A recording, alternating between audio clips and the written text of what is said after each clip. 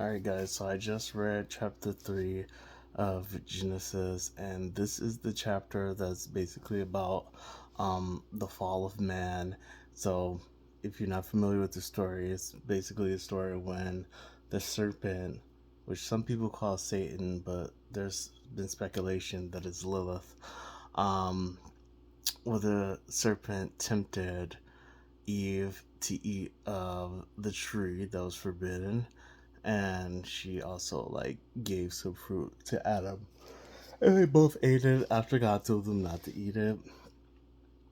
And then God basically um told Eve that she would have pain during contraception, and it also says she would give forth children. So I don't know if Adam and Eve were technically infertile because they were immortal, I'm assuming at this point, because it said they were returned to the dust after eating from that tree, and God told them, hey, you will surely die if you eat from this tree, before they even did it.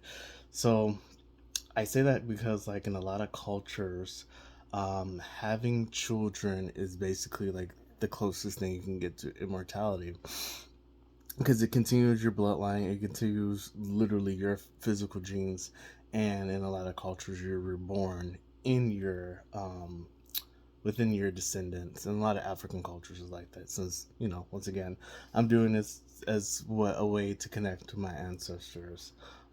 That's part of the reason. um but yeah, so they were cursed. He also pit Adam over Eve, which is interesting because part of the Lilith belief, part of her myth is that she was the first wife of Adam, and she was made out of dust just like him, so she was equal. Not saying she wasn't, but you know, she was equal because of that. That's why people say she was equal. Um, and that's why she was banished, because she refused to submit. But technically Eve was equal too, because he just made Adam over her after they ate the fruit. It also talks about how Adam is basically gonna have to he should rule over the I mean, maybe I missed something, but it seems like God didn't really punish Adam.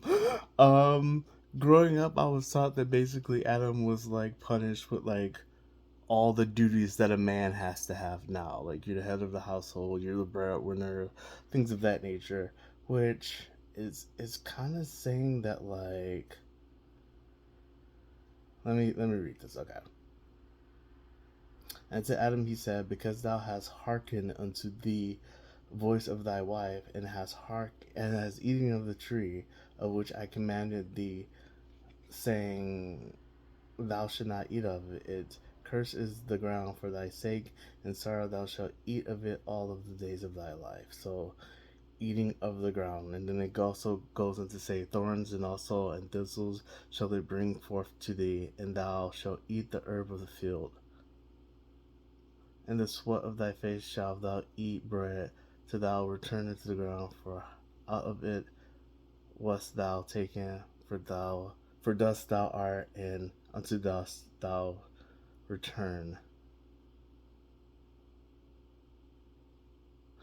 Yeah, that still don't seem like much of a punishment, because he's you have to eat herbs and things of the ground, which I guess they were picking mainly from trees, but I feel like that was also the case. And then it talks about bread, which is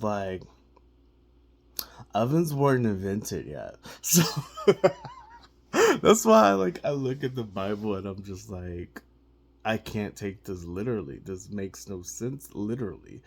So I hope I'll meet somebody one day, and or I'll learn from someone that what these means. Maybe I'll have a dream, maybe the ancestors will help me out, maybe God, the angels will help me out, and give me the symbolic meaning of these things, because yeah, it's talking about bread, and I'm just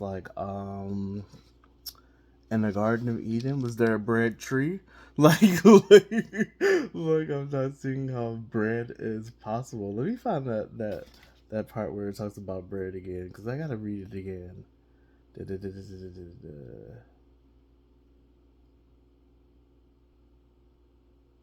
In the sweat of thy face shalt thou eat bread. Verse 19 of chapter 8, of chapter 3, not chapter 8. I'm okay. Okay, bread. Okay. Yeah, there had to be bread trees. If this is literal, there were definitely bread trees. Or there was the oven. Like, I feel like this happened like all in one day, too. So it's like, anyway, we're gonna get past that. But at the end, and I looked this up before I watched this because it talks about how God placed angels with fiery swords to protect the tree of life. And it's just like, was that the same tree that they ate from? The tree that literally caused death? Like, is it like the opposite, or is this a different tree? That like, is this a tree that would give them eternal life again? And then when I looked it up, it's like they're not really clear. Like people who've read the Bible, scholars and stuff, are not really clear. So yeah, that's chapter 3. Fun read. See you for chapter 4.